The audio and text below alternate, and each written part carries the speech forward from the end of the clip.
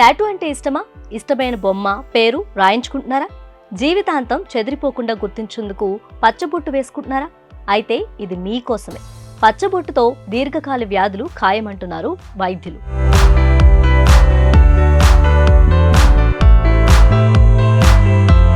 సామాన్య ప్రజల నుంచి మొదలుకుంటే ప్రతి ఒక్కరూ టాటూస్ వేయించుకోవటం ఈ మధ్య ట్రెండీగా మారింది. టాటూలతో HIV, క్యాన్సర్ ముప్పు ఉందని నియంత్రణకు కొత్త నిబంధనలు తేవాలని కర్ణాటక ఆరోగ్య శాఖ మంత్రి దినేష్ గుండూరావు కేంద్రానికి ఓ లేఖ రాయటం ఇప్పుడు సంచలనంగా మారింది.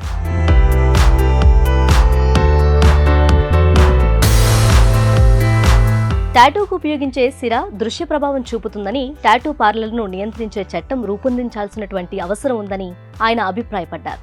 ఇటీవల కాలంలో చర్మ క్యాన్సర్, HIV, హెపటైటిస్ వంటి ప్రాణాంతకరమైనటువంటి జబ్బులు పెరుగుతున్నాయని, వీటికి పచ్చబొట్లు వేసుకోవటం కూడా ఒక కారణమని తెలిపారు.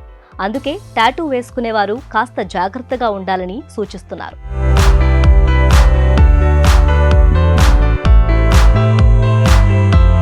ఇంతకు ముందు టాటూలతో లింఫోమా అనే బ్లడ్ క్యాన్సర్ వచ్చే ముప్పు 21% వరకు ఉంటుందని స్వీడన్ పరిశోధకులు తెలిపారు.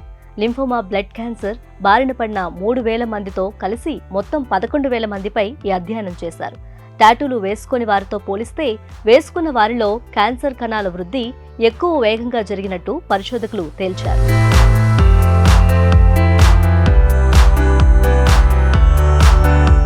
అందుకే మోజుందని, సమాజంలో నామూషిగా ఫీల్ అవుతారని టాటూ వేసుకుంటే ఇక అంతే సంగతులు.